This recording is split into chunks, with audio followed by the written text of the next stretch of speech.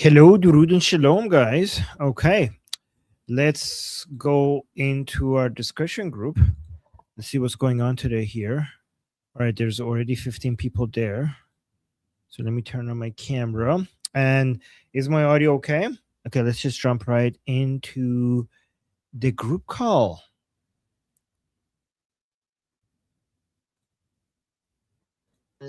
Yeah, something Okay, like that. thank you. Hey, Armin. Hi. Hi, Armin! guys. Hey, Armin! Our glorious leader has arrived. Oh, no, don't say that. Oh, my God, they're going to say we're a cult. Oh, my gosh, you're right. Yeah. Okay. Sorry. That's okay. We're not a His cult. Highness the Shah. Oh, my God. No, Yeah. Grand Armentola. No. Okay. That's funny. go with that. Sketch. Oh my God. All right, guys. Holy shit. Everything changed. I was going to talk about something else, but the news, President Trump with the crazy threat, which I love, against the Islamic Republic. Holy shit. That came out of nowhere. And then okay, let me just read it to you guys, and then you guys can respond to it. So, guys, don't open your mics because I can hear myself back when your microphone is open. All right, so let me see. U.S. President Donald Trump responded to Iranian President Masoud Pezeshkian's insistence that Iran would not give up. He said he better watch his mouth, he better shape up, or we will take over the rest of the country. So this is not this is not the best part. The first part is like, we're gonna fucking kill you before you leave Switzerland. Where's the rest of this shit? Okay. Okay, but I'll find the rest of it here. Okay, so this is the rest of it.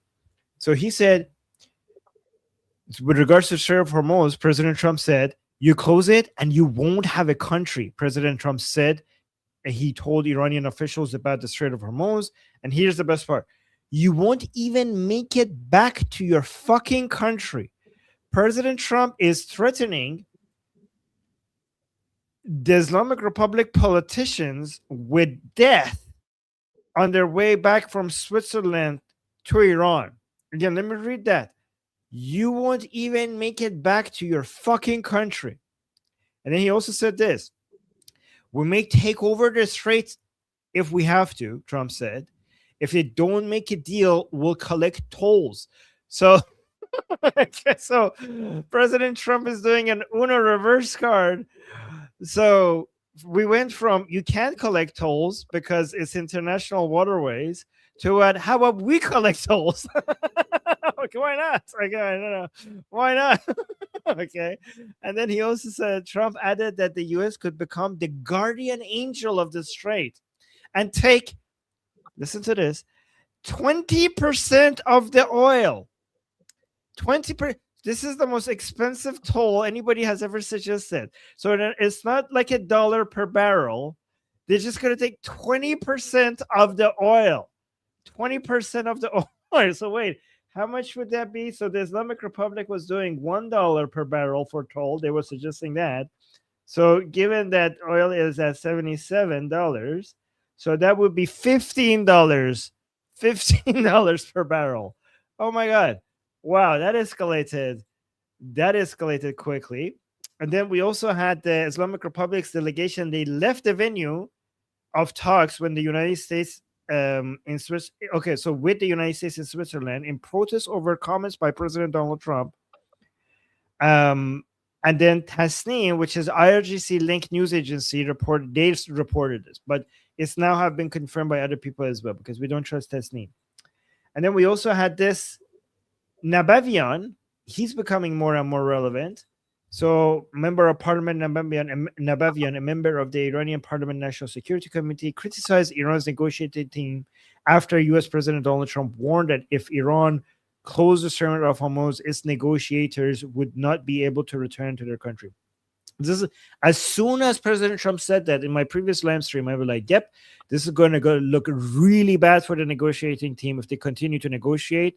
Within the Islamic Republic, there's going to be a lot of pressure on the negotiating team to stop the negotiations if this is how President Trump is treating him. They're like, it would be embarrassing for the negotiating team if they continue the negotiations after this threat. So this is what Nabavian said. He said, how long will the humiliation and threats against the Iranian nation be accepted? So he posted that on X, Nabavian, which is part of the Pardari camp. So guys, this is a huge level of escalation. What do you guys think? Let me know. Are there who's modding? Sketch, are you modding today? Yes, I'll take a stab at it. Yes, so we've gone from no, look at me. I am the blockade now. Look at me. I am the blockade now. Wait, let me put the right face. Look at me.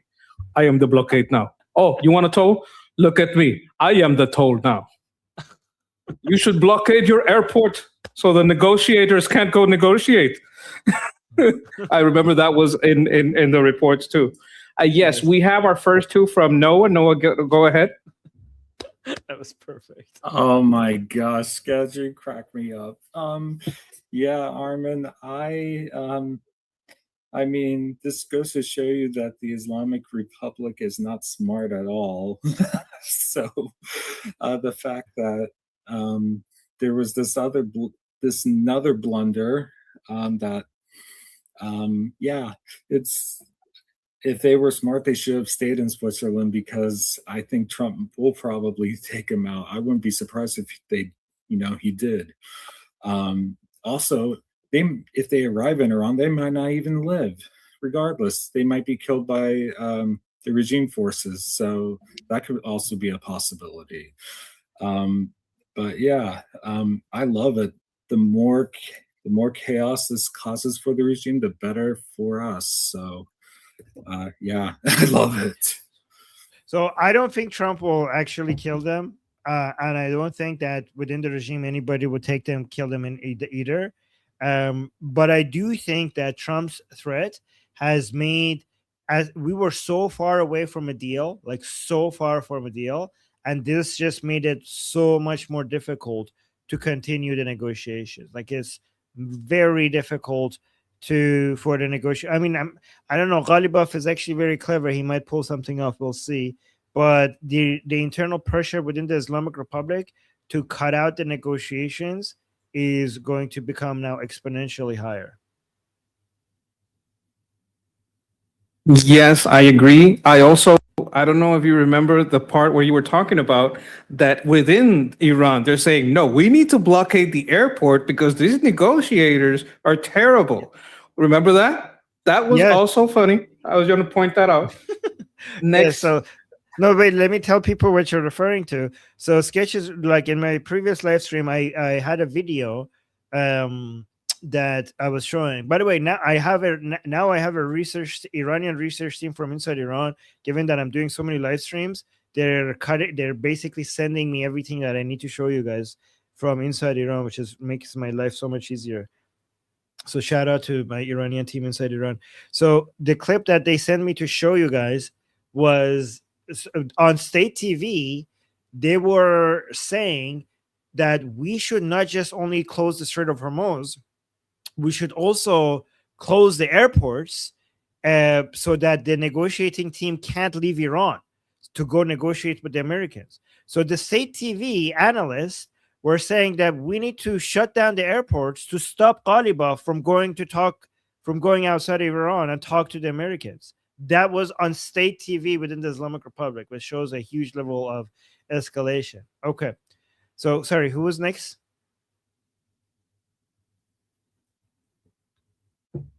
Nope, I didn't hear that. I mean, yes. Hello. Next to reply, we have Jeff. Can you guys hear me? Yeah, we can hear you. Go ahead. It's very simple there, toilet. If you close the strait, you won't even make it back to your fucking country. I cannot wait to see that shit. Because if they, I don't know, Maduro, one of those mullah regime douche canoes off of a plane in midair, that's next level shit. That's some next level shit. Fucking love that. God damn it. I don't really have anything intellectual. I just want to enjoy a little bit of that of Trump's awesomeness as it was delivered straight into some mullah douche canoe's ear pussy via fucking Truth Social. Yeah. Wow, that was good. That was good. My God. Yeah. That was By the way, beautiful and colorful. very beautiful, very colorful. But here's the thing: the Islamic Republic. A lot of people are saying the Islamic Republic feels a bit confident that President Trump won't do right now until the midterms. He's not going to do any significant military operations.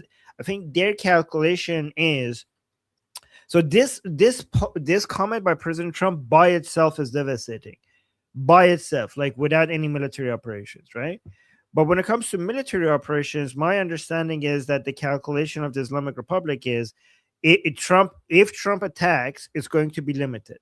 So he's going to, do some bombings in certain places in Iran, and it's not going to be, fools like as the level of Epic Fury or Operation Sledgehammer, and it's going to be costly to them.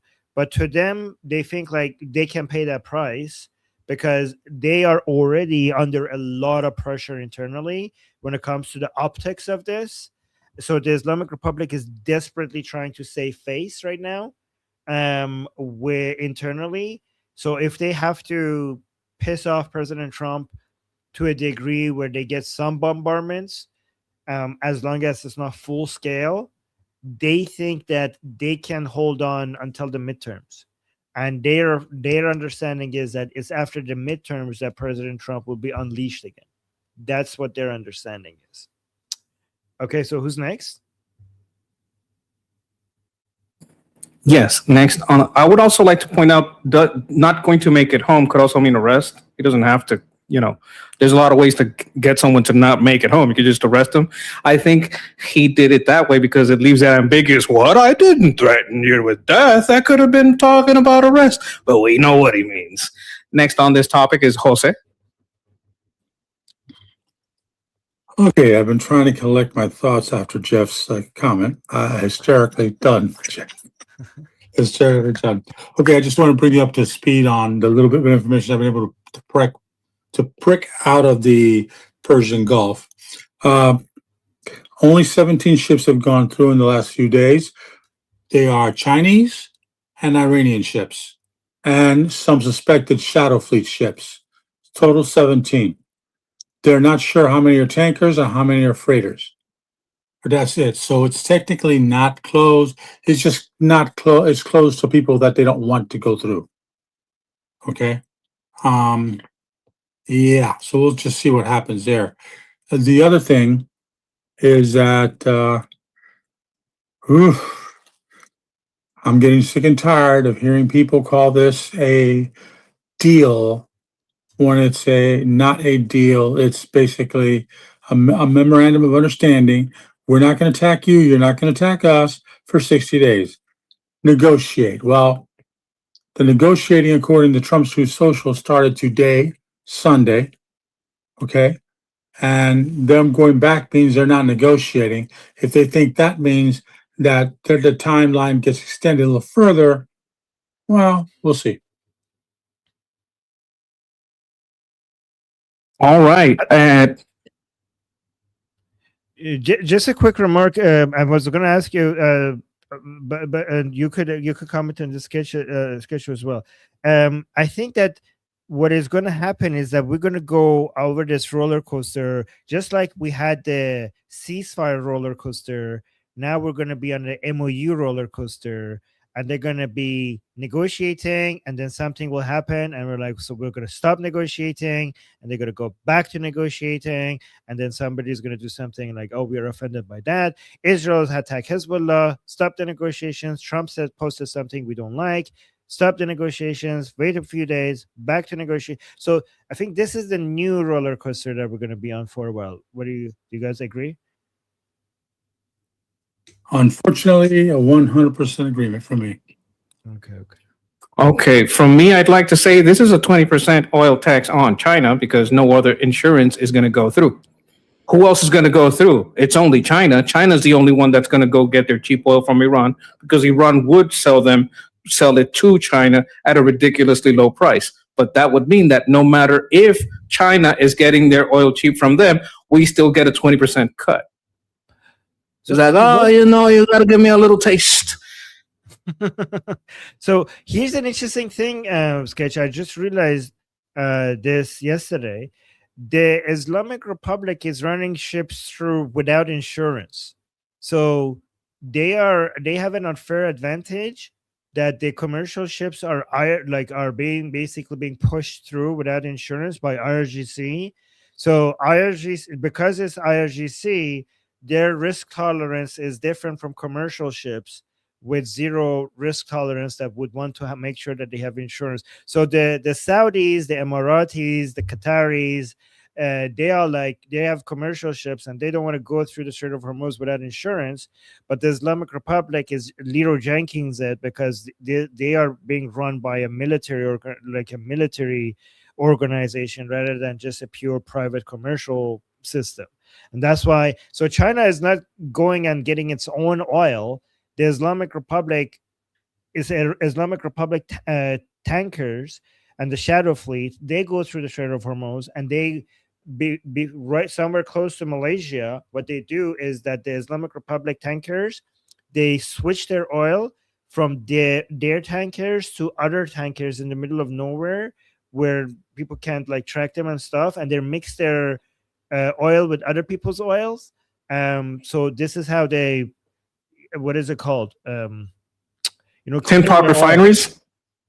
No, they're clean. They're like basically they clean it's terrorist oil gets mixed with other people's oil with ships that are not seen as problematic, and before they get to Malaysia, and they have these shell companies over there that then gets that to China, right? And that's what they're doing. So this is why the insurance stuff applies to other countries, but apparently it doesn't apply to the Islamic Republic. It applies in the sense that we're taking 20% no matter what. If the ship is coming out of IRGC land, we're taking 20%, right? Going out or coming in.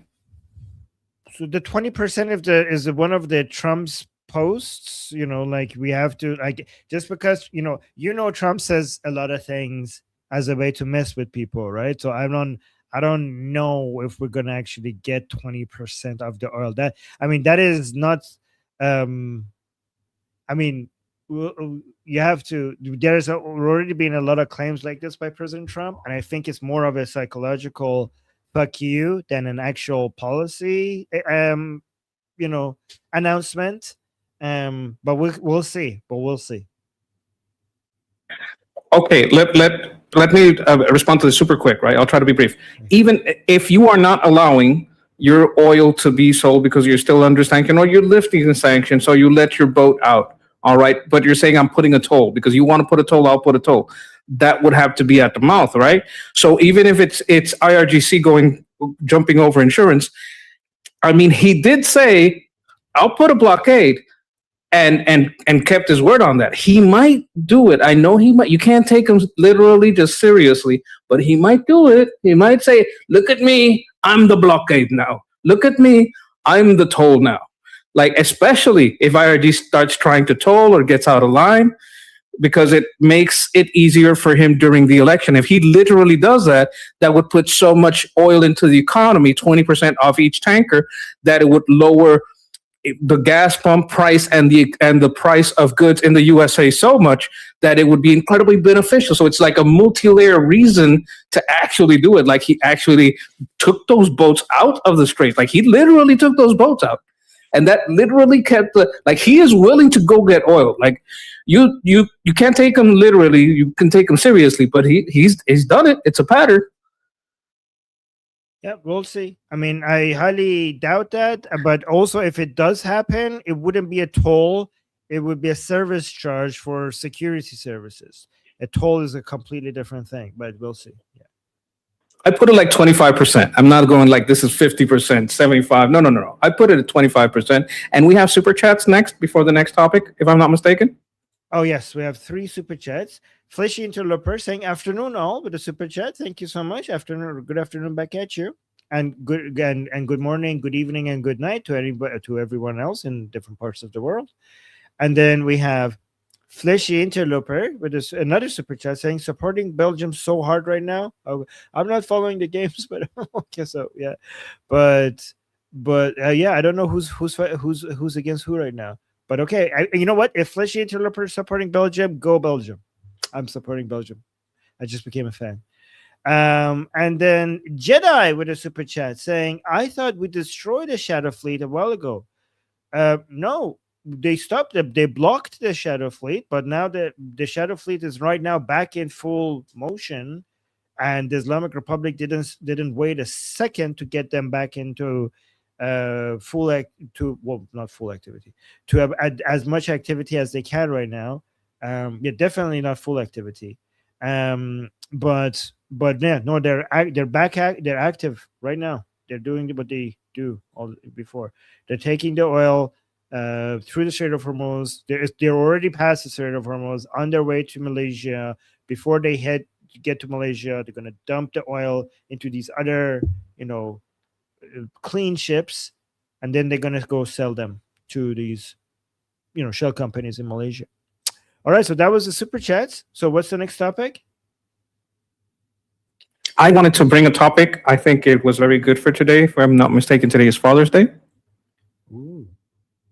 Okay, I never had a father, but I think fathers are very underrated, especially in the modern era. I think fathers are a great thing. I think there are many statistics that prove that fatherless homes suffer a lot. The youth become sometimes violent and undisciplined, and it leads to a lot of pain.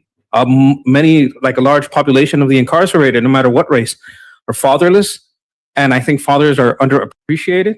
And I would just like to tell all the fathers out there that stuck around, that are still there, and the ones that took on the responsibility of fatherhood and gave it their all, I wanted to tell them all a happy Father's Day. I always wanted a father. My father was my uncle, and he was a lot of people's uncle. My father was Uncle Sam. He taught me discipline. He taught me how to work in a group, and I appreciate that. And so I would also like to give a shout out to all those fathers in the military that leave treasure behind to protect the treasure they leave behind. And, I just wanted to tell all the fathers out there, you are appreciated. The media and other people may try to paint you as a goofy dummy. But, in our hearts, we know the great responsibility that comes with fatherhood. And we appreciate you. We appreciate you very much. I always wished I had a dad. And to all of you who do, know how lucky you are. Just know and appreciate and tell your dad, you know what? I love you, I love you, puppy. I love you, father. Just let them know. That was so beautiful. Thank you for saying that. Also, now that you mentioned that, it's also worth remembering three things. All the fathers that the Islamic Republic killed, and all the people and the kids who are now fatherless because of the massacre that the Islamic Republic did, not just early January, but also before and after that. Also, all the Israeli soldiers and civilians, all the fathers in the in the IDF, that went to serve and protect their country and didn't go back home, and they had kids back home waiting for them to return, and all the fathers that never came back home. And also, also in the U.S. military, the recent soldiers that died serving their country, some of them were fathers, and their kids were waiting back for them home to come back, and they never came back. And also Ukrainian soldiers, let's remember them as well. Many Ukrainian soldiers, many Ukrainian fathers that never made it back home to their kids. So let's remember them as well. All right. Next on this topic, we have Yuval. Yuval, go ahead. That's actually a question to Ida, and if there are any other Israel. No, she's disappeared now. Oh, she's here. Ida and maybe other Israelis, if they're listening, I read somewhere that now in Israel, for politically correct reasons, in some kindergartens or schools, they don't write father's name and mother's name. They write parent one and parent two. Is that correct, or was that just an urban legend? All You're right. muted. You're muted. Ida, you're muted. I think she's saying she doesn't know. She doesn't know. She doesn't know. Okay, because the word was that now they don't want to say, because you have same sex marriages and all that, they don't want to say same sex couples. They don't want to say father and mother. They just have parent one and parent two. Yeah, it's real. They really do that. We suffer this in America too. They call it, because they think that the patriarchy is a bad thing. Having a patriarch or father is a bad thing. So because there is a very leftist slant in what is K to 12 education, and these teachers are usually left leaning mostly, right? And even in red areas, they tend to be very blue. So they kind of do this kind of indoctrination. Fatherhood is bad. Patriarchy is a bad thing. It's an oppressive thing. This ignores that men were just as oppressed as women throughout all history. It's a distraction from the class based, a political class and collectivist ruling class versus the citizen class. It's that kind of distraction from that and turning it into an attack on the family structure. This is taught in the Frankfurt School of Cultural Marxism. They want to destroy, the pillars of family, faith, judicial, and I think the other one is education. So that's been strongly attacked. The family has been strongly attacked, and I have no doubt that that's happening over there too. And I'm sorry that our children are being taught to hate you, fathers. I love you, fathers. I always wished I had one, and with that, I go to Ida. Hey, hi, can you hear me? Sorry, my Yes. mic wasn't miking. So I'm sorry. Unfortunately I wouldn't know because I don't have any children. And yes, happy Father's Day to all. I think some schools might, but it's nothing that I've heard of from my friends who have kids. So I'm sorry, Yuval. That's okay. First of all, sorry, I forgot to tell you, Sketch. Excellent topic, and I'm going to post in the chat once I find it. One of the best articles I've ever read about same-sex parenting, analyzing metadata of same-sex parenting. If anyone wants to read, so I'm just looking for it now. All right, next we have Jeff. Yeah, so that was a very beautiful statement. That was a very beautiful thing, Sketch. Well done. Tragically, he's not wrong. Yuval, leftists, they engage in competitive adaptation just like any other actor. And part and parcel of that is political correctness, which was a term, at least within the United States political vernacular, coined by pro-Soviet, pro-Stalinist leftists in the first half of the Second World War. And that was in response to criticism of Stalin betraying the world and signing a non-aggression pact with Adolf Hitler via the Molotov-Ribbentrop Act and all the shit that they did prior to that, helping Nazi Germany rearm, to try and constrain anti-Soviet leftist criticism of Stalin, right? They said those who subscribe to Stalin's worldview are said to be politically correct, meaning political correctness was never meant to create a more genteel society. It was meant to constrain speech and thought in support of a particular ideology, radical left-wing pro-Soviet ideology. So this is like the most recent iteration of a lot of that shit. So Sketch is not wrong. You have things like the long march to the institutions or like Marxist military doctrine very much disproportionately targeted universities as part of its like core focus on the subversive and political warfare element of Marxist military, like Marx's ideas of military doctrine. That got evolved into Soviet military doctrine. That started infecting schools in like the 30s with the Frankfurt School. They came up with critical failed hypothesis, not theory. This gets evolved into things like, you know, it goes from class to gender and races and nations. That actually started happening in the early 60s. That was, you know, very much like JFK, former President John Fitzgerald Kennedy, the last Democrat president that loved America. His deputy of Secretary of State warned about Soviet Union's influence operations, infiltrating and warping, co-opting, and perverting civil rights movements. And so that, you know, goes on in the mid and late 60s. You have critical, you know, legal studies. It goes from, you know, class to races, gender. You have things like radical second generation pop Marxist feminism, Gloria Steinem, fucking the Scum Manifesto, Valerie Salinas, all these whack jobs, right? So that evolves into critical legal studies. Then you have critical race failed hypothesis.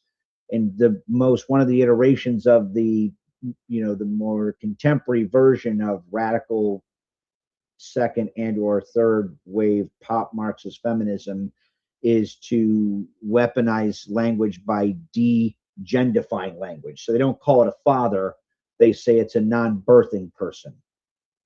Right? It's all this bullshit just to turn things into something absolutely crazy and sterile. And it's so alien to the human condition.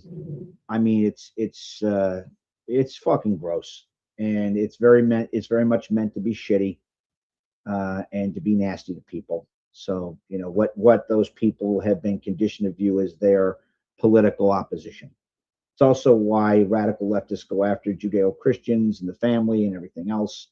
Lenin himself said, if all one need do to conquer a country from without is to depatriotize one generation, specifically teenagers. And you do that by encouraging them to act on the most wanton elements of the human condition. So sexual, you know, like over sexualization, you know, alcohol use, drug use, you know, rebellion against authority. It was designed to destroy the social fabric of their enemies. Lenin also said things like pacifism is a weapon to use to rot the armies of capitalism. This isn't like a one-off, that's just a particular line of effort of a broader soft power aspect of Marxist military doctrine, all its subsidiaries. So tragically, there's a lot of casualties to that. Sketch very much mentioned that, right? You have things like broken families inside Americans of African descent and all the horrible shit that comes out of that, which is why, you know, what's his name? Thomas Sowell makes the points he does. So did Manning Johnson, by the way. Well done, Sketch.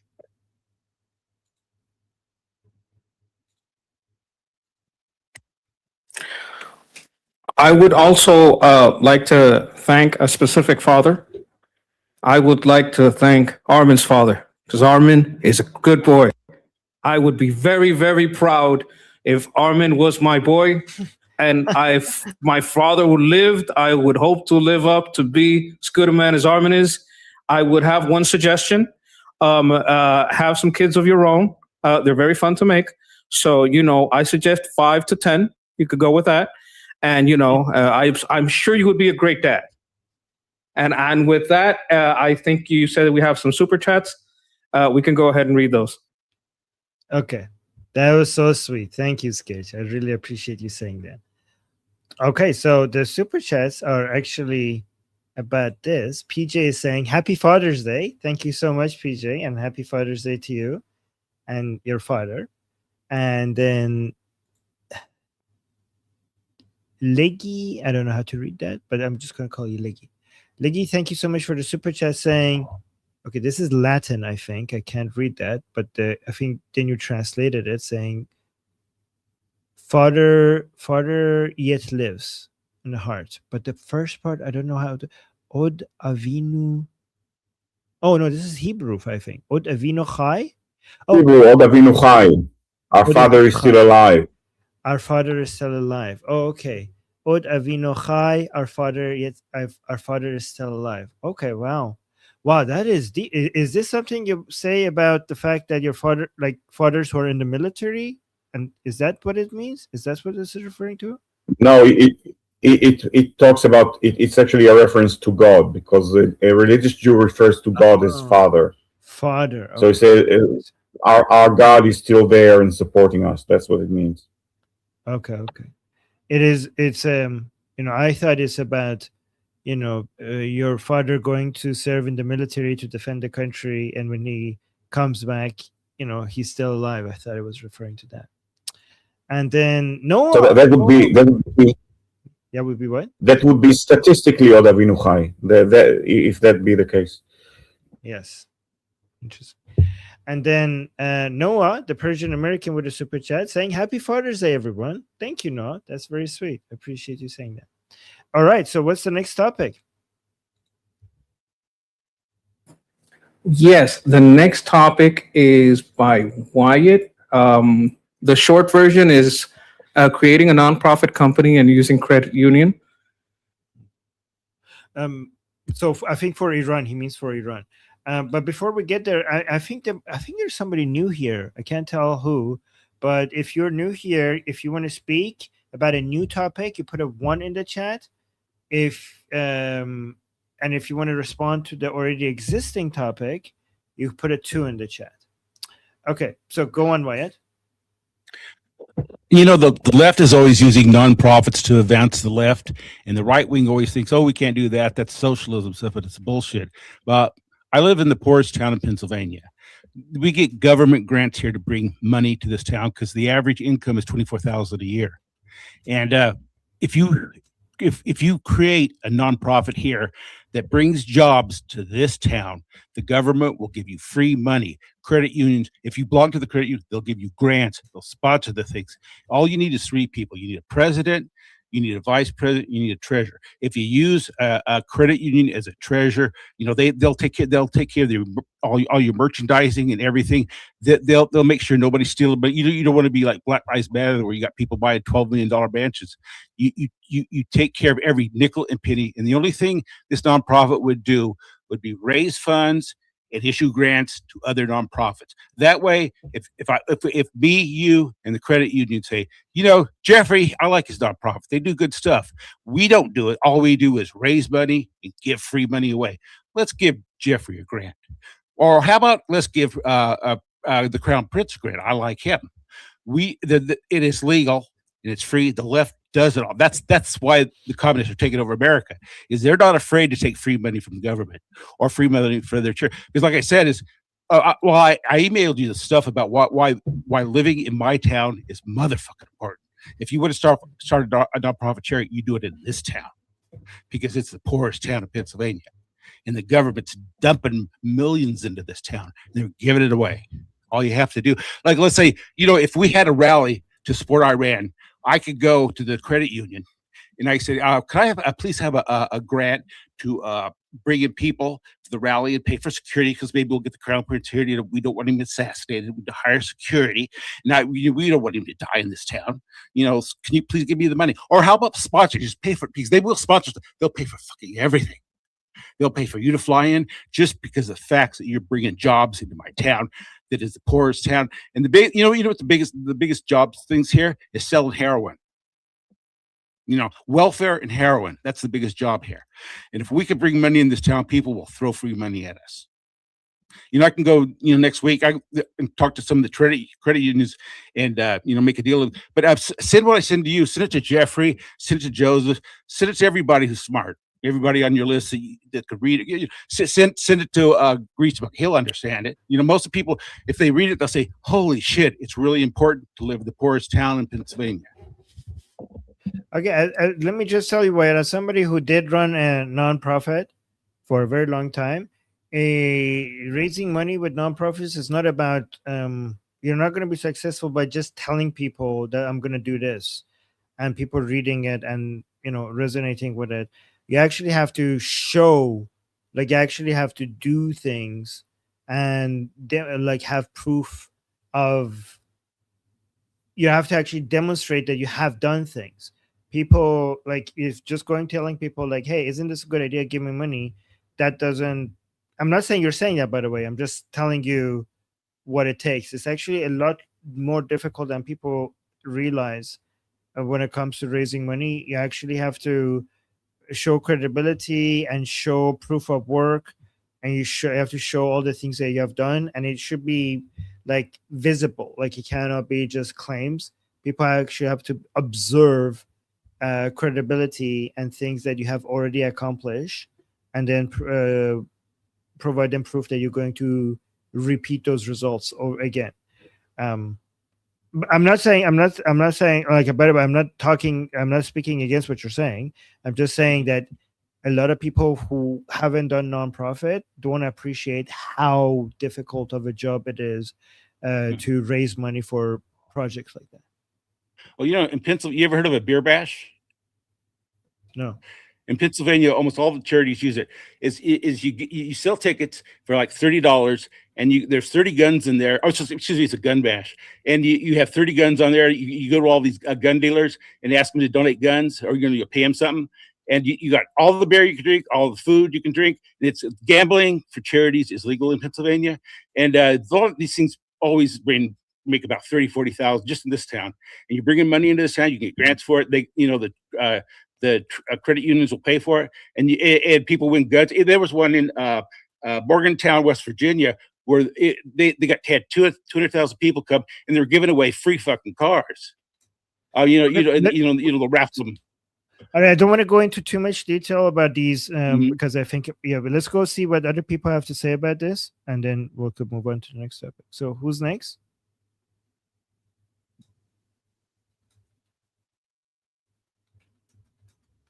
All right. Next on this topic, we have Jeff. I would like to make a comment. The left is really good at this money game. Like, we should study it. I know we want to be responsible, but as many people of us can be responsible with it, we should look into it. I agree. Go ahead, Jeff. Yeah, so that's a really good idea. And part and parcel of that, we're in the final stages of leveraging the nonprofit I started for my fellow soldiers, actually to defend them against all the abuse that they suffer by leftists in academia. And that's called the Soldier to Statesman Foundation, with a particular focus on the proceeds that I obtained via the YouTube channel that we're looking to very close to kicking off. That will all go to the the Iranian Resistance Austin Training Fund. It's all run by legal organizations. They actually did a lot of work in helping the anti-Assad forces inside Syria, not El Nasra, the ones that were properly vetted. There's something called the Bellingcat model and all this other stuff. So that way, elements of the anti-mullah, the broader anti-mullah diaspora can actually have a focal point for where they can invest all that energy that will have direct legal impact on the ground in assisting Iranian resistance and or disempowering regime remnants. So that's a very cool idea. It has to be done a very specific way. Armin's not wrong. There's like a whole shitload of like legal gates you got to go through and creating one and all the rest of it. So yeah, that's a really cool idea. Like, super cool idea.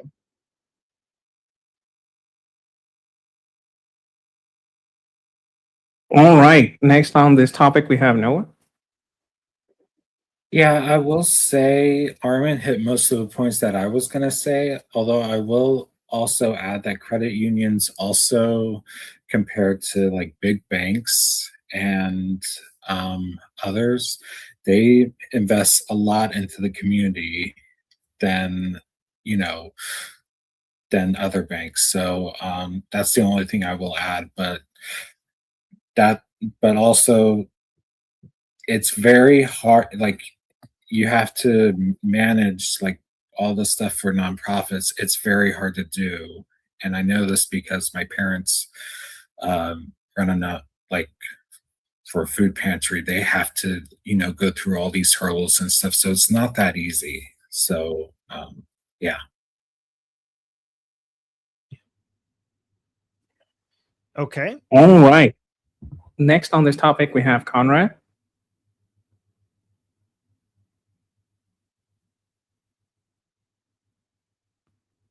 Conrad, I see you here, but your mic is muted. I don't know if you're having a little bit of a mic issue. You have to give permission to the browser so it allows you to use your microphone. Make sure you do that. All right, you can write down. I'll say some words on this. While I do that, write down your comment so I can read it out to the people. What I will say to this on this is yes, credit unions are more focused on the local economy. And if, let's say, Jeff has a nonprofit that he's running and they want to do an activity in Pennsylvania, they want to do an activity in Florida with Jose, and they want to do a little tour of, okay, not with Jose, with someone else in Florida, and they want to do an activity in Florida, they want to do, oh, you could drop by, Jose, if you want, okay. And they want to do an activity, having a network of people in places where you can coordinate activities for fundraising could be a good thing. So I would, I would suggest furthering coordination in this endeavor. All right, let's see if Conrad has been able to fix his mic issue. If not, we would have to be moving on to either super chats or the next topic. Is he new? I think he's new here. Connor, yeah. I would also like to welcome him.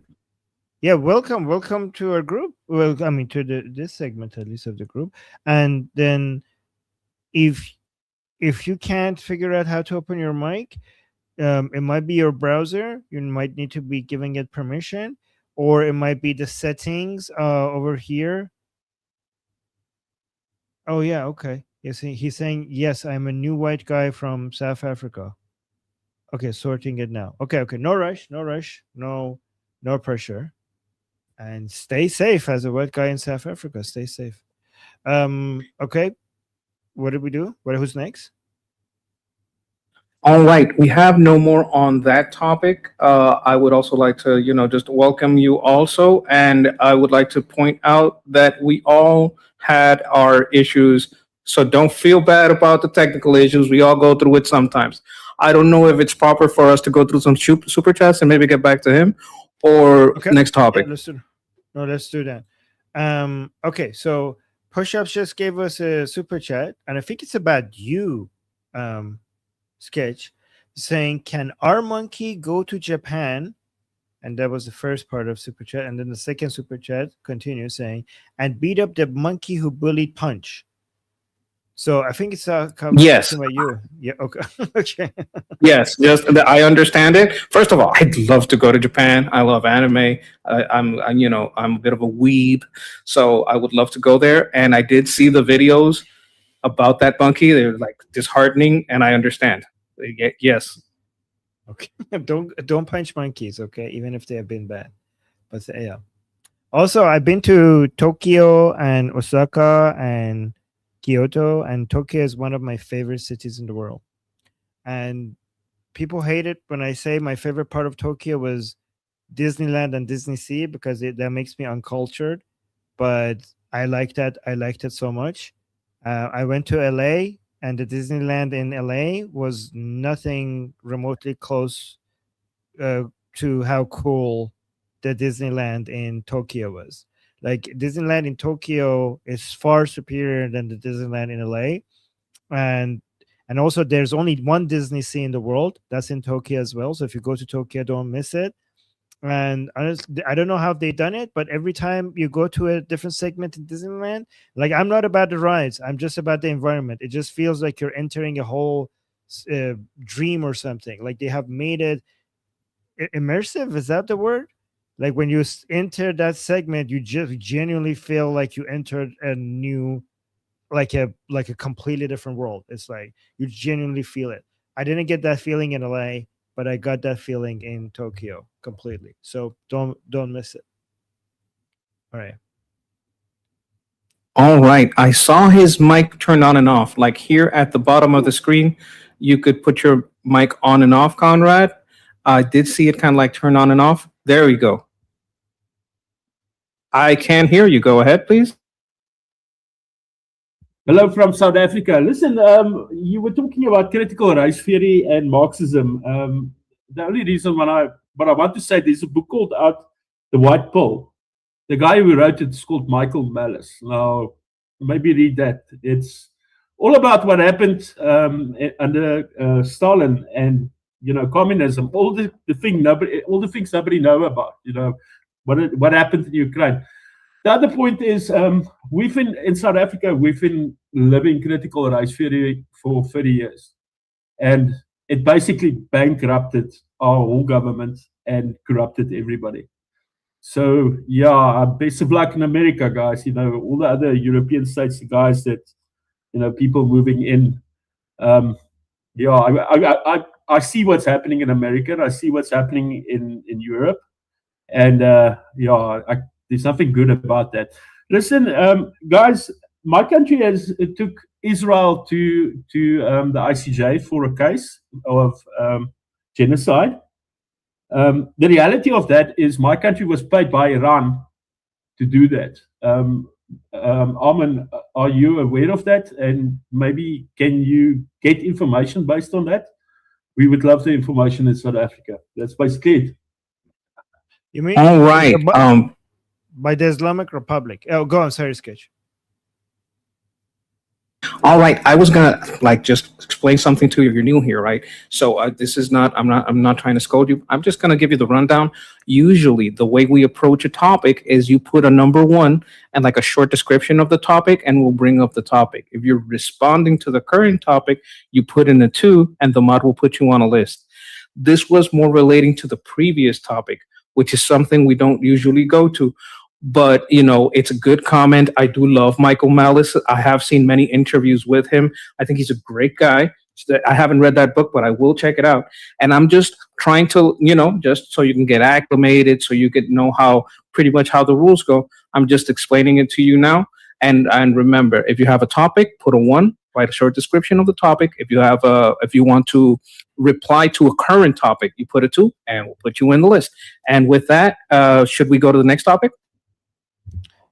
Yep, sure. Let's go to the next topic. And thank you, by the way, Sketch. And also, once again, Conrad, and I don't know if I'm pronouncing your name, welcome to our group. And Sketch, you do a great job modding. So I just wanted to mention that. I appreciate your kind words. Yeah. Let me go to the super chats. We have reader stuff saying, born too late to fight in a desert war. Born too early to fight in a desert war. Born just in time to fight in a desert war. Okay. Okay. That was cool. And then Fleshy Interloper just gave us a super chat saying, for the confetti. Okay, yeah, we got to 10. Thank you so much, Fleshy, getting us to 10 super chats. Thank you. Thank you. Yes, we got confetti in the chat. Okay, what's the next topic?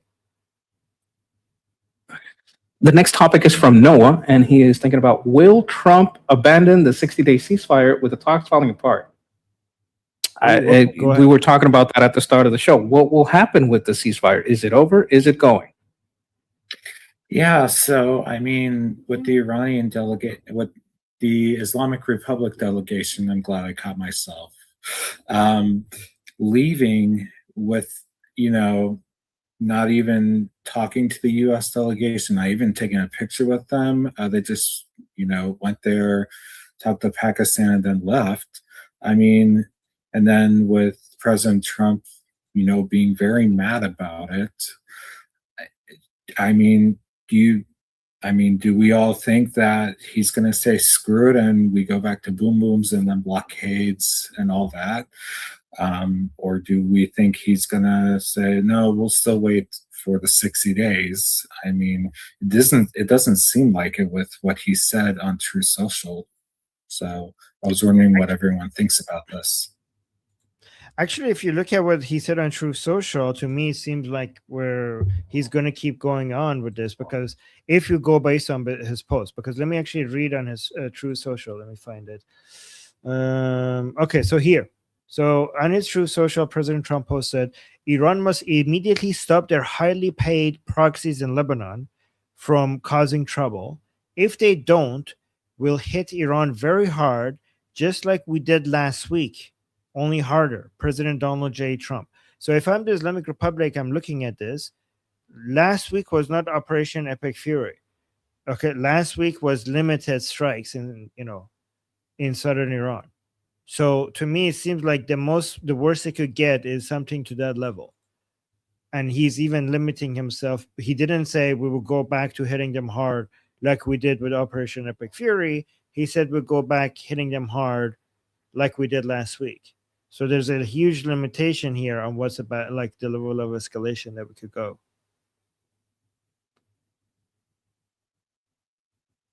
What do you think, Noah, on that? I think it could be either way. He might do that in order to bring him back to the talks, but if he thinks that the talks are just meaningless and we keep going back to square one and all this, he might say, forget it, we're just going to go back to the, Epic Fury. Yeah, but I think it could go either way. Yeah, of course it could go either way, but he could think the talks are meaningless, but he would want to drag them on until before the midterms because maybe he doesn't want oil prices to go up before the midterm, right?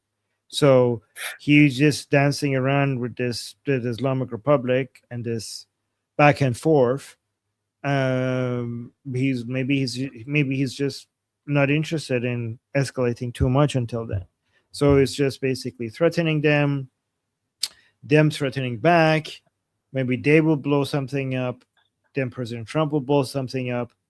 And then they go back to the negotiating table. And then we're going to keep being here for a while, right? We're going to be, I think we're going to be here. Like this is the same roller coaster as their ceasefire roller coaster. We're just now on the MOU roller coaster. It's going to escalate and it's going to die down. Hezbollah is going to attack Israel. Israel is going to respond. The Islamic Republic is going to be like, okay, then we're going to stop talking. And then the Americans are going to get the Israelis to announce ceasefire. They're going to announce ceasefire. They're going to go back to the negotiating table. President Trump is going to post something against the Islamic Republic. They're like, okay, then we're going to stop negotiating. And then they're going to go back. It's just, we might be here in this phase for more than 60 days. We might actually see 60 days passes, and then they're going to extend the ceasefire the time that they're going to be talking about this. So I'm not saying like tomorrow we might go back to full-on head-to-head confrontational operations tomorrow. Like I'm not saying this is we're going to necessarily be stuck here, right?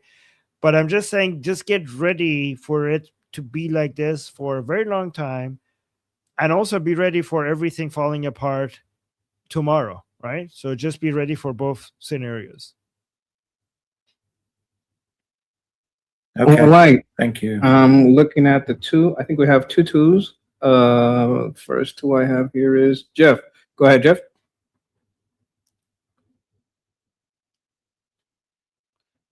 Keep pinning people. Oh, he may have stepped away from the second. We also have Jose on this topic. He's back. Okay, Jeff is back. Go ahead, Jeff. Jose. Oh my God. All right. Okay. I understand everyone's frustration, but gotta remember the last time we had a ceasefire, the IRGC did everything as possible to make the United States attack them again. They're the death cult. They're inviting that. And what I thought that the beginning 2 days bombardment with a third day on the line before they said, stop. Okay. I think that was counting of the counting coup. Okay. They were just checking and someone was keeping score. Check. And this is just the beginning. Now, I do want to ask Jeff something, if maybe you can answer in your reply. Have we actually pulled back the American blockade from, it's still there. The blockade is still there on the American side. Okay, then I'm not worried about it. Because they're supposed to completely pull out. The blockade is removed. Okay, I'll just let Jeff speak. Okay.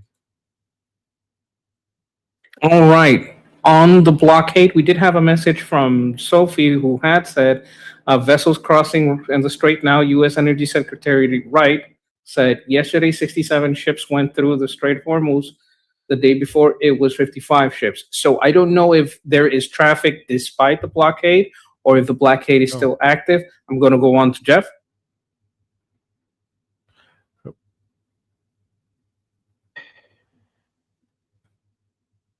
I took it as, I'm sorry, I took it as U.S. ships have left the area.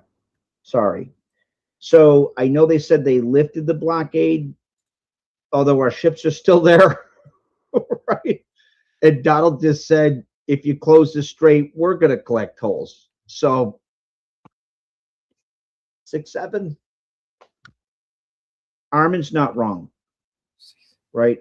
No plan survives first contact with the enemy. Of course, things are going to evolve. So you have to be able to maneuver with it, right? It's competitive. It's a complex adaptive system, meaning it's a very fluid and changing environment. And you have to engage in competitive adaptation, which means you're scanning the environment and looking what other actors are doing and then modifying your actions accordingly. It's almost like, if you want a more simple way of putting it, it's like skiing downhill. Let's say, when you're skiing, the goal is to get down to the bottom of the hill and not pull a Sonny Bono, right? So you don't really know everything on the hill. You ski, and whenever something's in front of you, you turn. And so that's what we're doing. You just have to be ready to turn with it. What does that mean for people within the broader anti-mullah diaspora? It means that they should organize their efforts in support of, sub-state transnational lines of effort, track to support, right? Follow all the laws. And in doing that, keep, be aware of what's going on at the national level so that you can best modify your efforts within that broader environment to realize the goal of assisting Iranian resistance to liberate Iran from the regime remnants that, for the moment, albeit diminishingly, still legally occupies Iran. You're right on the money. Right on the money. I think that's, again, why we keep our ships in the strait, though, right? Because, we lifted things, fuck around, we'll collect tolls. That's going to be our pivot. People on YouTube are asking if Jeffrey actually just said 6-7, and I'm telling them yes, he did. So, all right. I'm trying to connect with my niece. Okay. That's okay. Jeff, that's not how that meme works, but okay. But nice try. Okay. Okay. All right. Who's next? All right. I was just Jose, and you're next. You had a 2 in here, so you can go ahead and speak on it. Casey asked me to read again what President Trump said to Fox News. So, for people who didn't, because we read it at the beginning of the stream, but yes, for people who missed it, this is what President Trump said. Okay, so on top of the Truth Social post, he said to the Islamic Republic, President Trump said, "You close it," meaning the Strait of Hormuz. "You close it, and you won't have a country." President Trump said he told the Iranian officials about the Strait of Hormuz, "You won't even make it back to your fucking country," basically threatening them with death. The politicians in Switzerland right now that are discussing the MOU and negotiations, President Trump said, if you close the Strait of Hormuz, you won't make it back to your fucking country. And then he said this. He said, we may take the strait if we have to, Trump said. If they don't make a deal, we'll collect tolls. And so basically President Trump doing an Uno reverse card on the Islamic Republic, saying that we collect tolls. President Trump is saying, like, no, we collect tolls. And then Trump added the U.S. could become the guardian angel of the strait and take 20% of the oil, which is an unbelievable amount for the toll. The Islamic Republic, again, remember President Trump, this is, says stuff like this to throw people off and shock people and confuse the fuck out of people, and sometimes these things turn into reality, and many times they don't. So but But whatever happens, the comment itself is going to put a lot of pressure on the Islamic Republic officials doing the negotiation not to do the negotiation. We already had a member of parliament, Nabavian, within the Islamic Republic coming out and saying how much more humiliation can you take before you cancel the negotiations. So there's going to be, like, in the next 24 hours in Iran, we're going to see a lot of pressure from pro-regime, anti-deal people to just completely cut off the negotiations with the Americans, because this was so insulting. And continuing the negotiations after accepting this much humiliation from President Trump is something that they cannot tolerate. So we'll see how Ghalibaf manages to find a way to go back to the negotiating table after this comment by President Trump. You'll find a way. Okay, so I have one? Is there any other twos, or am I doing super chat? Yes, I don't think there's any. Oh, okay. We have a last second two in for Karsten. I don't believe I've seen Karsten before, so I'd like to welcome you also. Go ahead. Can you hear me? Yes. Welcome. Okay.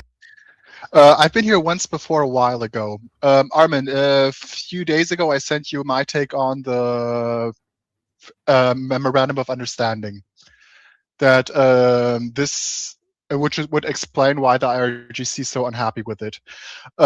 It's not a U.S. surrender. It's a very elegant terms of surrender for Iran. Because it's not 300 million as was proposed to the Iranian state.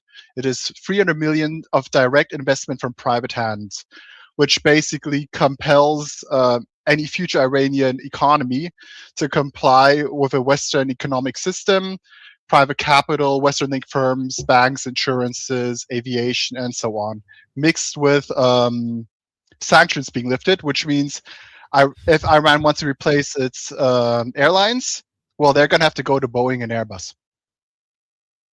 So let me tell you about the 300 billion, because we discussed this in a lot of detail on our show. The $300 billion is from private companies to private investments within Iran, which means that's what I said. Yeah, I know. I'm just, and that's Sorry. what I'm speaking. Let me just finish my point, please. If you mind closing your microphone while I'm speaking, thank you. So yeah, when I'm making my point, I'm not denying what you said. I'm just telling you what I have been saying on my live stream. This is not a point against you, so you don't need to say that's what I said. So because this is supposed to be an investment fund that private companies could invest in to go and invest in Iran. First of all, this has already been tried, something similar with the JCPOA, and they promise a lot more than $300 billion. Guess how much of it actually happened? How like, I think it was like $1 trillion promises of private investments inside Iran. Guess, like, if you guys want to write it in the chat, how much of that did you think happened? How much of that $1 trillion? Zero. Okay, because first of all, there's two reasons why it's really difficult and close to impossible. So United States can be like, hey, sure, let's have private companies invest in Iran. Okay, yeah, exactly. People are saying zero in the chat. You can't force private companies to go invest in Iran. Private companies, if they want to invest in Iran, they're going to notice two things. One, they're going to notice that the IRGC is in charge. The IRGC has monopoly over most industries in Iran, and makes no sense for the private sector to invest with a government-controlled economy. The private sector cannot grow against such command economy so controlled by the state, where it's monopolizing the main industries. So private investors are going to be like, well, fuck no. If I want to go invest in Iran, there's two threats. There's two different IRGC threats against me. One, How could my private sector compete with the state?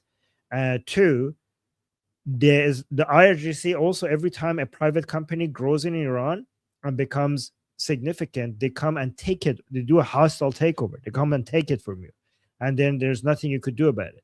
So with the current conditions, with the IRGC in charge within the Islamic Republic, in private sector investing in Iran is basically burning your money, right?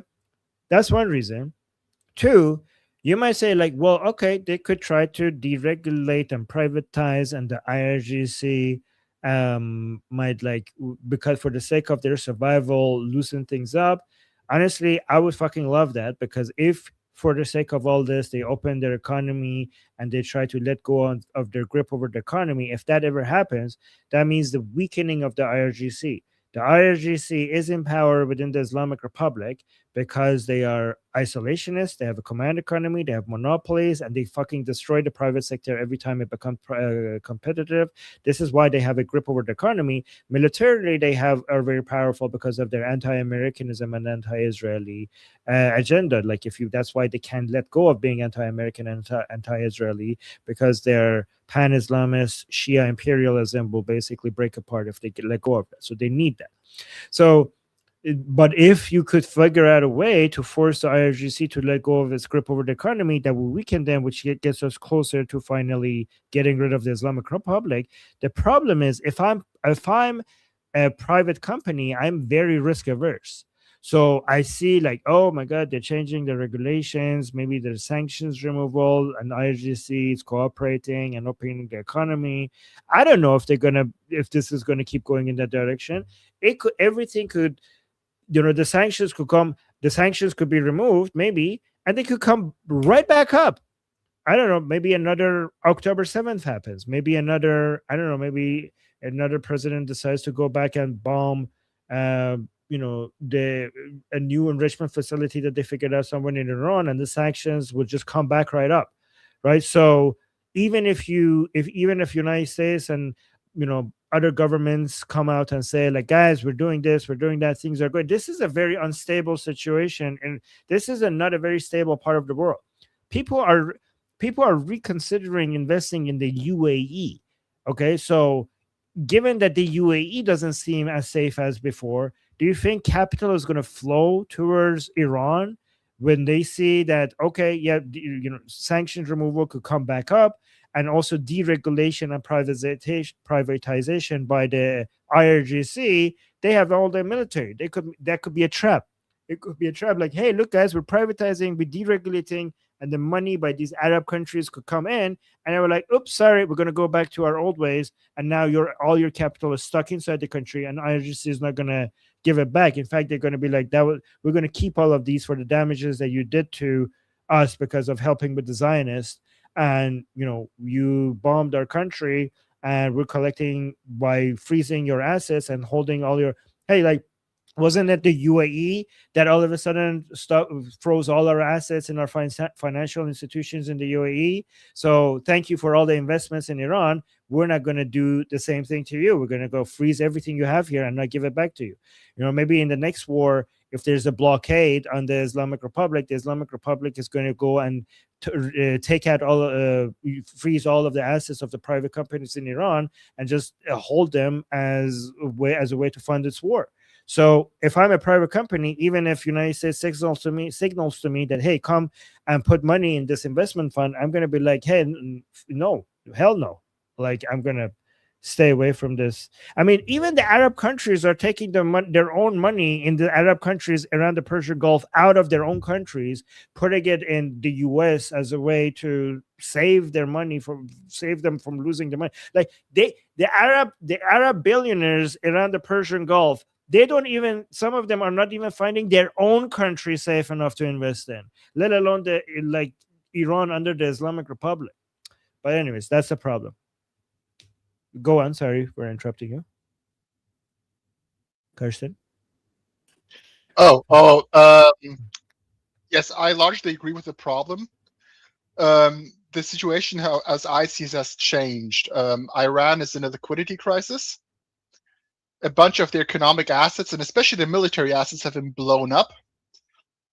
the state is already in a deep legitimacy crisis because, well, the U.S. Air Force and the Israelis have been flying circles around over their cities. Yes, they've been shooting missiles back. You got to give them credit where credit is due, but it's still humiliating. So the one thing I can see an Iranian government being able to sell is economic upturn. So technically, for a venture capitalist, Iran is an ideal investment place if the sanctions fall. No, it's The not. way It's not an ideal. It's not at all. If the sanctions fall, they could come back up. It's not at Iran under the IRGC is not at all an ideal investment place. You have a command economy. You have a command economy, and you have an IRGC that could come and be like, "Oh, it's a nice company that you have there. It would be a shame if I just froze all your assets and then fund my terrorist activities with it." So it's not at all a safe investment. They have a liquidity crisis, and that's why if I if I bring money there, next time they have even a more liquidity crisis, they might decide to just basically take all my assets, right? And it would. I mean, it just seems like a trap. It doesn't look ideal. So yeah, you're right. They're desperate for cash. But if I'm a big venture capital or private equity firm or an investment bank or like an Arab investment fund, I don't know, some of these Arab investment funds, the people who are running them, they're retarded. So you might be right. They might invest in Iran. So some of these Arab investment funds, the only reason why they're so big is because they have oil money and they're not really actually good at picking investments. They're just rich because they have oil money. So you're right. Some of the Arab investment funds, they're retarded. They might actually take the bait.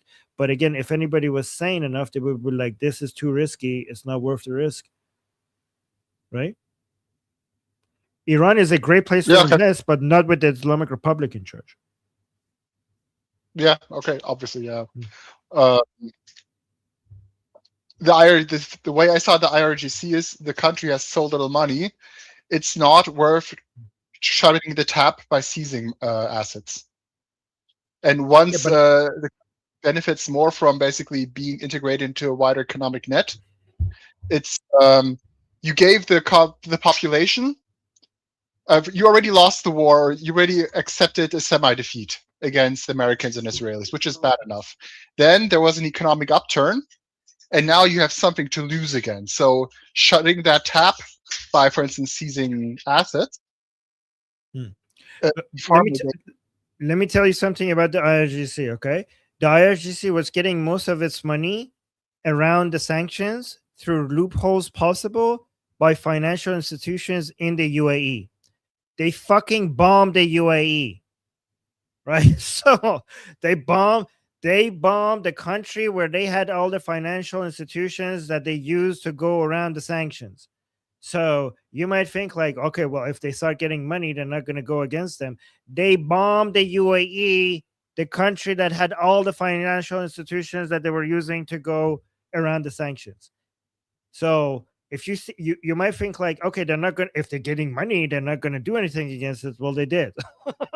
So it's not trust. They're crazy. Yeah, go on. Okay, well, it was worth a thought experiment. Thank you for your time. It was. All right. I had a quick comment that we tried this with China and it didn't work out well. They take 51% of the company. And next on this topic is Jose. He may be able to orient us about Caesa and how you see Ezra. I think he knows where I'm going with this. The problem when you have a command economy is what Armin and what happened with China. They take over, and when they need, they take. They're not going to be logical actors, especially in Iran. These aren't logical, intelligent actors. If you're going off the logically, it makes perfect sense, right? Get them addicted to doing good things and having profit and having a higher standard of living. Yeah, sure. But if they don't care about that, that's the problem. Now, go on, Jose. Yeah, you guessed correctly. Cuba has also put out an economic plan. This is the third time in their history that they've done so. Let me talk to you about the last time. A French billionaire invested heavily into a restaurant chain in Cuba. He was told who to hire. He was told what to charge. He was told what to pay. Okay. He was told how to do everything. And it was 55% to the Cuban government, 45% to him. He also had to pay for all the startup costs out of his 45%. So they robbed him blind. Literally, after about a year, he tried to get out of the contract, and they threatened to throw him and his family in jail in order to get him to sign off and give him the rest of the money. Okay? I've had people in our chat group here when I posted that, there's something interesting happening in Cuba. One guy posted, oh, but it's going to be okay now because they're going to start all these businesses and all this money flow in. No. There isn't a Cuban of the one group that would do that. They're called the Cuban exile community. We ain't that stupid. We know how the government works. We know that the guy that mentioned that is Fidel Castro's grandson, and the guy that ran the last scam was none other than Fidel Castro. Whole playbook. It's happened before. I wouldn't be surprised if it's happening it's still happening in China. There's so many businesses that have not produced or not produced enough income that they literally, do you guys know what happened recently in China? Let me tell you a little story. Jeff, you're going to love this. The factories of the world that were making all this stuff for the world, all this made in China stuff, they thought it would be easier if they replaced all of their human workers with robots. Okay? Well, their number one client in the world was the Chinese people that they had just made unemployed, not making any income whatsoever.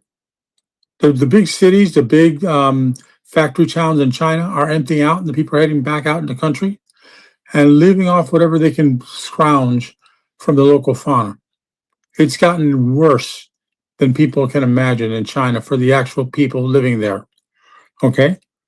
The thing that you got to understand is those robots that replaced it, they were making perfect replications of what the humans were making as far as clothing, little tiny toys, and all this stuff. The robots are on the trash heap because the companies all went out of business because they forgot who their original customer was, which was their own employees. And that's the thing about the IRGC. They're not that different from the Communist Party. I could very well easily see them setting up a system like China or Cuba has done in the past, which is basically puts money into the people that are running the country and not helping the people at all that are there. So you got to be careful when you think the plan's going to work. It sounds like a great plan. Yeah. Raza Pahlavi and the new government take over. They stabilize. That's the time to go into Iran. Not before. Not before. Not leaving any structure of the current government in charge. That is the biggest mistake you can make. Thank you, gentlemen. I'm sorry to rant. I think that was a good rant. I agree. Gaza is terrible. And I think we had, okay, I want to speak on this a little bit. China is falling apart because of this. They had the command economy move to EVs. Then their EVs were badly made. A whole bunch of nations didn't want them. They had their command economy take control of their military. The military turned out terrible. When you have investment from the outside, you also have exposure. One of the problems with TikTok was that you're having, my apologies, you're having, let's say you have an internet business with Iran. You have a social media in Farsi or something, right? In Persian, right? So what's it going to do? You're going to expose people's data. You're going to expose information. You're going to expose your banking information. You're going to expose any employees you have to this system.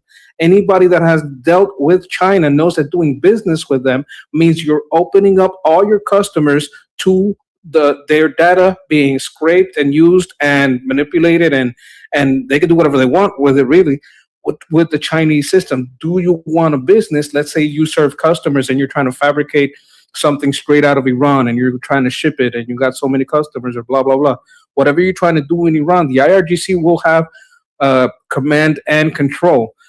The last part of what Jose said, I also think is very important. Now, let's say there's a transitional government and you start doing business for rebuilding and having private businesses come in and have it under the Nufti transitional government with Pahlavi. And now that could be an explosion in entrepreneurship and, commerce. That could be fantastic. Now, my next two over here is Jeff. Go ahead, Jeff. That's a lot of different points kind of dancing around a very important topic, which is the role that foreign direct investment plays in, especially when it's done inside areas that are not secure or are controlled by an actor that views you from a hostile or competitive perspective.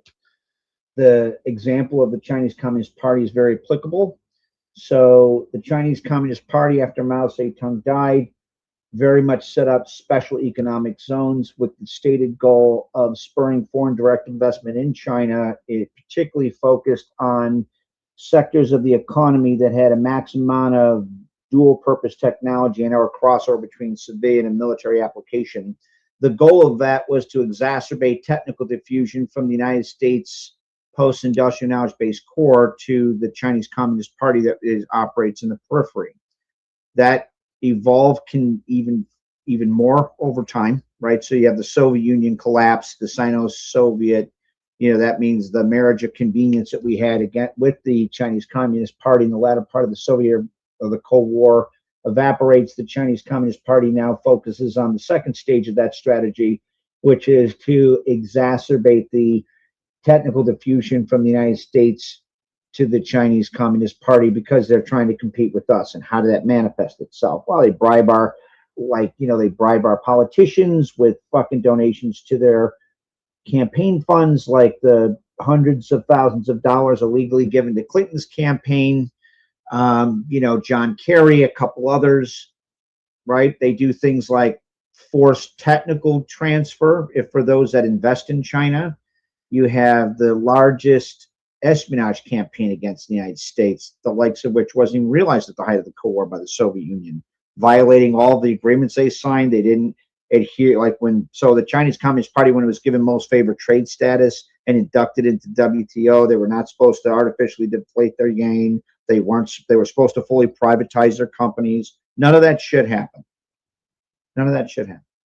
That said, if you have so much foreign direct investment in that nation, the Chi-Coms use that as leverage to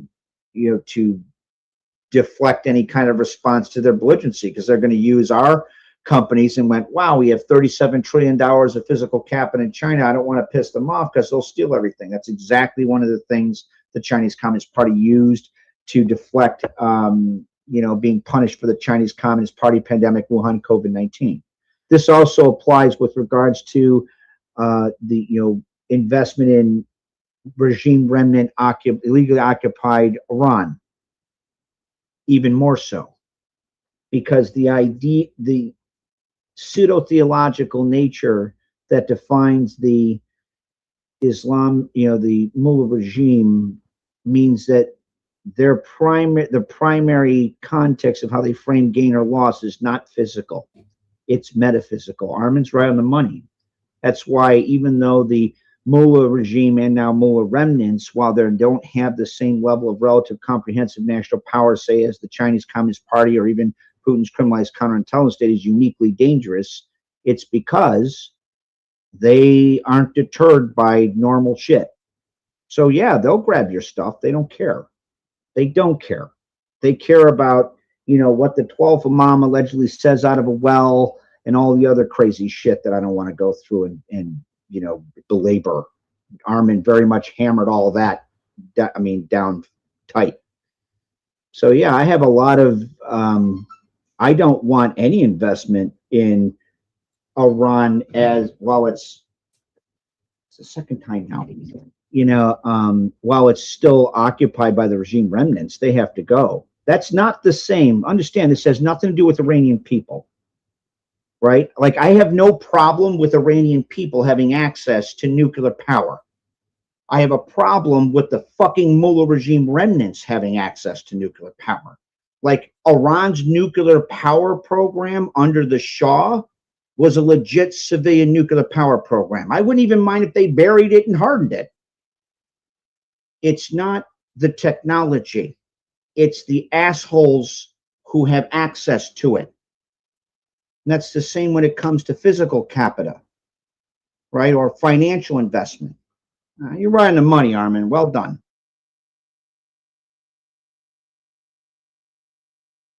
Thank you. All right, that's a twos on it, and I agree completely. I had it too. But go on, you go first. What I was going to say on this is we do have some perhaps breaking news about some explosions and a report from Nail Bunny. So let's go to your two. What do you have to say on all this? So okay, then let's I'll say this fast so that we could go to Nail Bunny after this. I'm just gonna say, guys, it's true within the IRGC we have some ideological Shia end of times garbage that makes it even more irrational when it comes to how they manage the economy. And I mean, it's irrational, but it's also rational when it comes to their agenda. Their whole purpose is it makes a lot more sense what the IRGC is doing if you understand that their goal is not to make Iran prosperous. Their goal is to use Iran's resources to create their pan-Islamic Shia empire and export the revolution. If you look at it from that angle, a lot of what they do makes a lot more sense. And then, so it would make logical sense if that was the purpose, but it doesn't make logical sense because that's a retarded purpose. But that being aside, if you put that the ideology aside, no command economy can function rationally because there's no group of elite individuals, even if they were smart. So these people are jihadi minded. But I could tell you, even if they weren't, and they were smart, and they were experts in economy and finance and whatever industry that is required, like, and they were good, you know, it was based on merit, and these were the best people in the field in whatever needs to happen to make. When it comes, they know how to invest, they know how to evaluate. Different economic metrics and what to follow. If the economy is command based, your economy will be retarded. Like, capital will not flow to the places that it would be. Irrational decisions would be made. No amount of elites will ever be able to match the wisdom of the market, the wisdom of the crowd. It has an emerge when you give people liberty, the wisdom of the crowd, even if the crowd individually is not smart. When we say the wisdom of the crowd, people think we're talking about the sum of the wisdom of the people within that society. That's not what we're talking about. The wisdom of the crowd has this emergent property that even if your society is not very smart, it's a different wisdom. It's not the sum of the wisdom of the people within society. It's a Darwinian process. It's emergent. It's an emergent property of just allowing people to be free and have liberty. An analogy to that is like, if you look at every individual ant, you're never going to see the wisdom of a colony. Every single ant operates by very basic, very simple, not very intelligent rules. But when you look at the entire colony, it looks like it has a mind of its own, and it does things that are so much above whatever is coded in every single individual ant. This is called emergence, and you also see it in society. This is why free market works. When you give people liberty, what the result of it is some level of wisdom that no amount of elite individuals can get. The amount of data within the market is too high for any group of elite people to account for. The amount of the data that gets recorded with each single transaction and the adjustments that is made based on the simple laws and demands of demand and supply, it's too much data for any person to be able to take it, for any group of wise individuals to take into account. And that is why liberty works. Liberty works in politics, liberty works in economics. Anyways. All right. Before we go to Nail Bunny, the chat has been talking to me about breaking news. There may be some explosions in Doha. This appears to be confirmed. I want to get to Nail Bunny, and perhaps you in the background could have a little check if we could cover this. Nail Bunny has an update on UK. I'm just trying to like give you like something to work in the background. You decide if we go into it or not. If not, I'll just keep running through the topics. Is that good? Jim? So yeah, Jim put it to, do we want to do Jim or do we do Nail Bunny? I must have missed it because I was looking for the Qatar thing. If yes, Jim, please go ahead. I'm sorry. I also don't want to lose Nail Bunny because Nail Bunny usually doesn't speak, and when she speaks, I really get happy. So Jim, and then Nail Bunny, please don't go. Jim, go ahead. Yeah, no problem, Armin. What you're talking about here, I'll make it very brief. You're talking about Friedrich Hayek, of all people, actually came across this theory by calling this the spontaneous order. His quote in The Fatal Conceit is, "The curious task of economics is to demonstrate to men how little they really know about what they can imagine they can design. That's why command economies never work. There is too much information about the supply of one good and its cost relative to how much people demand of it. There is no human being that can manage 50 people's desires, wants, and needs that they have internally, let alone 50 billion, let alone 500 billion. That there's no way anybody can plan that accurately. It's why we need a price system. It's manipulated by central banks like our Federal Reserve and Iran's central bank that set money and credit with no market incentive to correct it. But that's a story for a different day. But when you have the price system working, naturally you have the ebb and flow of high demand, high cost, equal out everything else. It's complex, but I'll get into it in a different day. But that's really what you're looking at, is the spontaneous order, why central planning doesn't work. 100%. And Jay New just joined us, a new member here. Jay New, thank you so much for joining us. Just welcoming you, and also letting you know if you want to speak on a new topic, put a 1 in the chat. And if you want to talk about a topic that is already being discussed, put a 2 in the chat. And after I leave, you could actually just talk about whatever without any rules. But yeah, so Sketch, are we going to Nail Bunny now? Yes, Nail Bunny with an update. Please go ahead. Hello.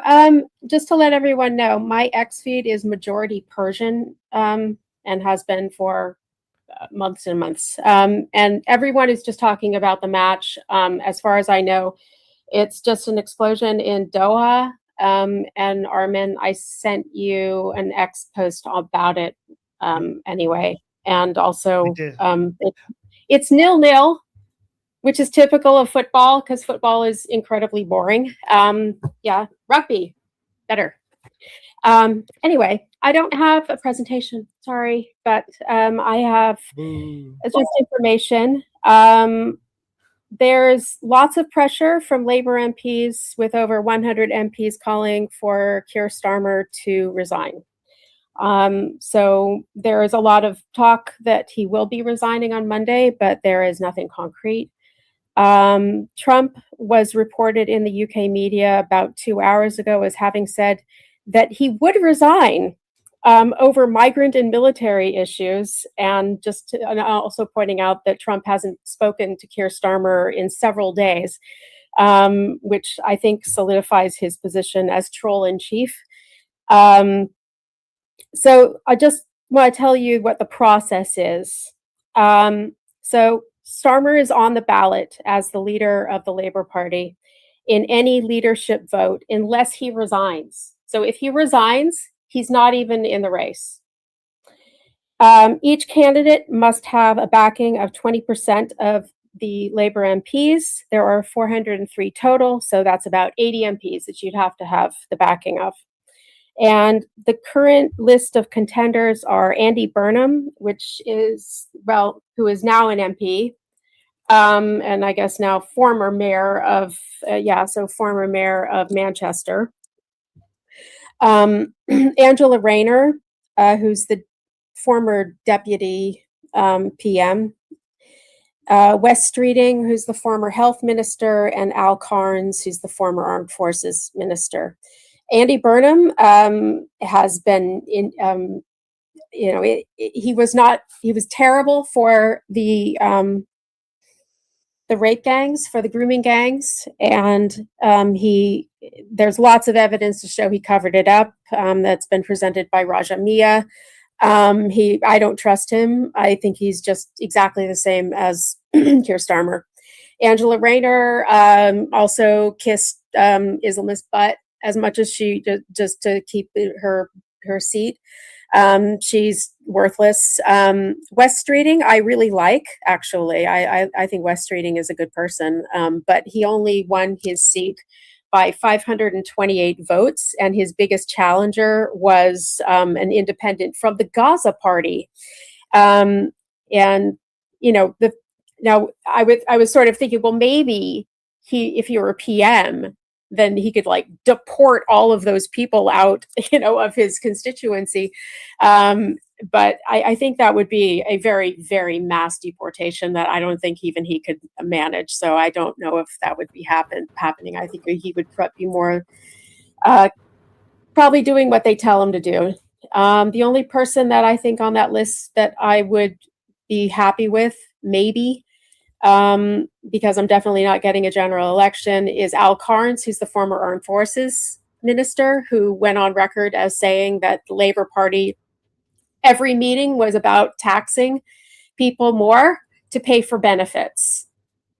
So people kind of like him a lot for being that honest about what the Labour Party is about anymore. They're not about labor; they're about benefits. So anyway, if they have the vote, so a leadership vote amongst Labour Party members. It's a postal vote, and they rank them from, if there's 5 of them, there's 1 to 5, and then who wins, the person that wins has to have 50% of the vote. So just to point out the hypocrisy of them choosing another PM, is that every prime minister questions from Keir Starmer, they were saying for the Labour, from the opposition, they would be pointing out how it was ridiculous that they weren't having a general election, that the Conservative Party membership was essentially choosing the PM, and they did it twice. So Boris Johnson had a general election, which he won, and then after that, Liz Truss was chosen by Tories, and then Rishi Sunak was chosen by Tories.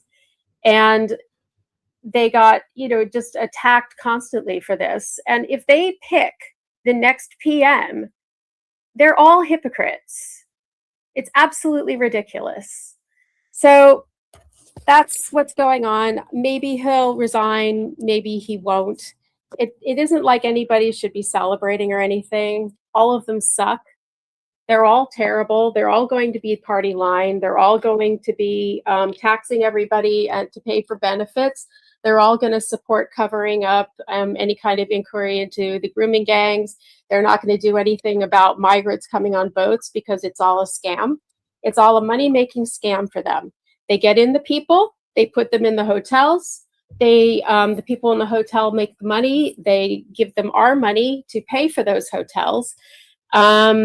And then those people vote for them. It's a money-making scam, and it keeps them in power, and they couldn't care less about anybody getting attacked or stabbed or raped. They don't care. So, until they have a general election, nothing changes. Sorry. Did you say, or did I misheard? Did you say the Gaza Party? Yeah, well, they call them the Gaza Party. They call them the Gaza Party because it's just, it's basically just an Islamist who cares more about talking about Gaza than, fixing potholes. It's a joke, and and everybody sees it as just, why are we talking about another country when you're an MP for this constituency? And I can't imagine being one of their constituents. They're supposed to serve you as a constituent, not be sitting there talking about another country. They're an absolute joke. It's given the motivations, there doesn't seem to be any way. There's too much motivation. I mean, I can see how this works. You have control over taxpayer money. You use it to bring in and support people who will. You tax people. You bring in people who are going to vote for them, and you increase your power by bringing in more and more people and supporting people who are going to vote for your party. How do you even break that chain? Well, I think it's when you essentially do run out of money, and they are out of money. It was I can't remember what month it was, but it was it was the last sort of the budget. With the last budget, it actually showed that more was going into benefits, into the welfare system, than what was taken in taxes. And that's unsustainable, totally and completely unsustainable. And anybody with 2 brain cells to rub together would be able to see that. So it is unsustainable. If they're having meetings about, can we tax that? Can we tax that? You don't just get to decide to tax. You have to have some justification. I mean, that at least we have here. You don't just tax people because you feel like it. So there is a limit to what they can get away with. But they're not running out of money. Everybody's isn't the country's running out of money, right? Yes, there is no money to pay. There is no money. They do not have money to be paying these benefits.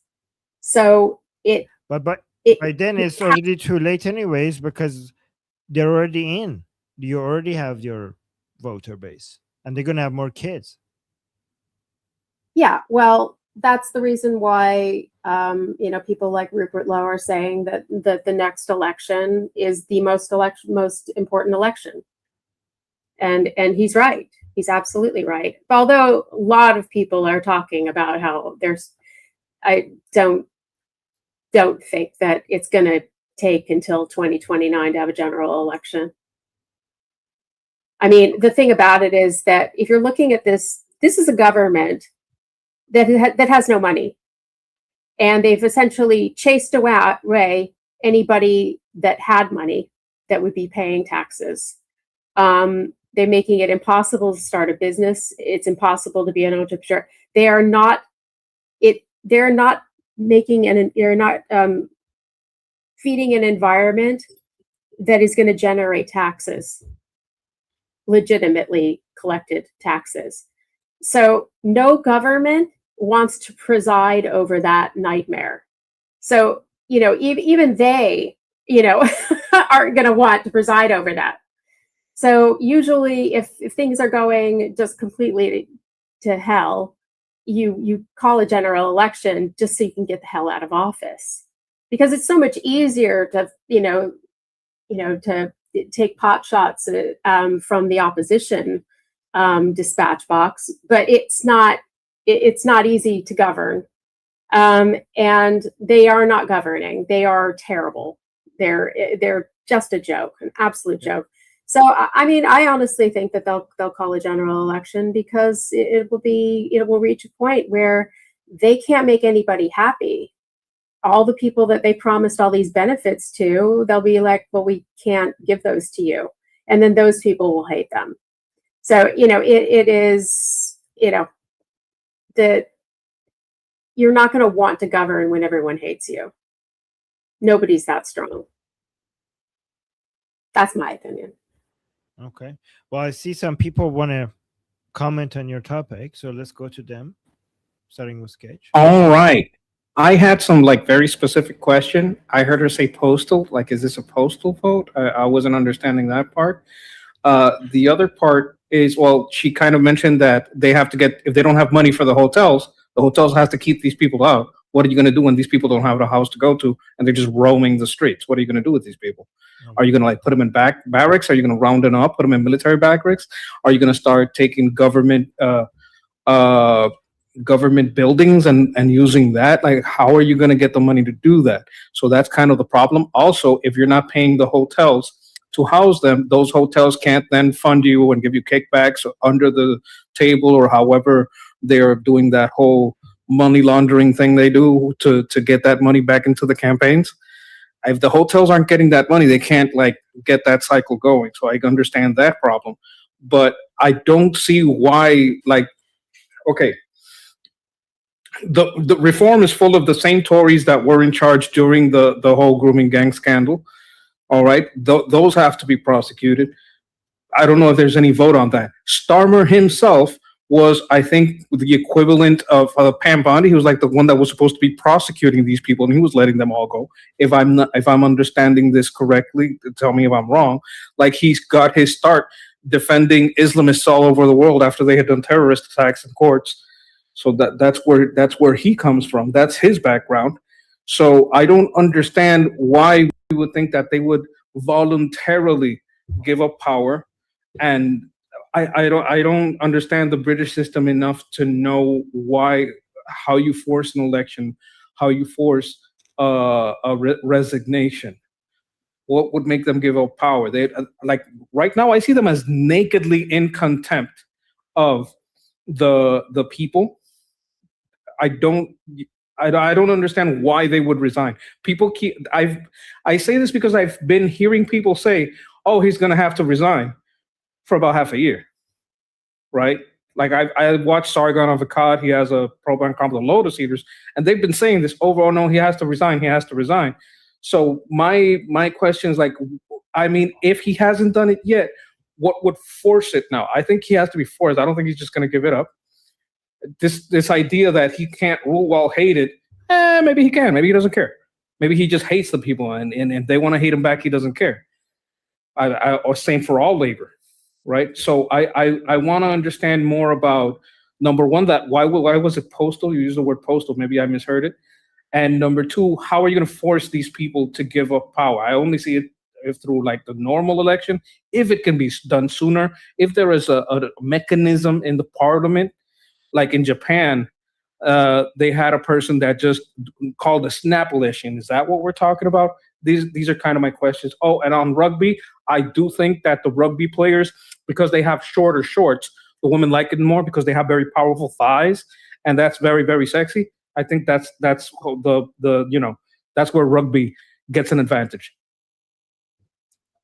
Okay, that's a lot of questions. So it's just a postal vote. It means that, if it's a party, if it's within a party, then that means that you're not going to set up a polling station for just the Labour Party. It has to be a postal vote. So yeah, it just means that all the members vote by mail and they send in their ballots, and that's how it works. In terms of what happens if you close those hotels, that is happening, where they did actually take over a decommissioned base, I think it was an RAF base somewhere in Norfolk or Lincolnshire, I can't remember where they were going to put everybody. What they did in Northern Ireland was they had to close the migrant hotels because of pressure from the people, and then they ended up putting them in the communities, and that's who was in one of those who almost beheaded a guy. So that it's not helping. They can move them around and it doesn't matter. They're just garbage no matter where they are. But okay, so in terms of pushing for a vote, right? So here's the thing: if all of your MPs are not behind you, they're not going to give you the votes you need on any of the things that you want to push forward. So it isn't as if he's a dictator. And what he says goes. If they propose something, they'll need the votes. But if your entire party is saying we don't want you as our leader, you should resign, then they're not going to be working with you. And all of your ministers, if you can get anybody to be a minister, like, see, that's the thing. He can't be picking a cabinet. No one would be, everyone, if all of your MPs are against you and they think you should resign, then, oh, do you want to be the health secretary? Well, no, I think you should resign. I don't think you should have a cabinet. It makes it so he cannot govern. He can't operate as prime minister. Now, to call a general election, that, quite frankly, you have to have some integrity to do that. Rishi Sunak didn't have to call a general election. He could have stayed in power until the end, until 5 years. He could have done that. But he had integrity and thought, okay, the vote, all the polls were saying that no one were backing them. They didn't respect the government. They didn't want them in. And he just had the integrity to say, fine, general election, and then they lost. And does Labor have integrity? No, they don't. But if all of your constituents hate you and everybody is standing outside of the House of Commons every time anybody drives in, and all they do is heckle you and throw things at you or whatever. Eventually you're in your constituency and everybody turns up at a surgery and they just yell at you and that they hate you. After a while, I do think that it actually would take a toll, that people would be like, you know what, I could do other jobs. Nobody, before you continue, I'm about to leave, and you guys could continue the conversation without me.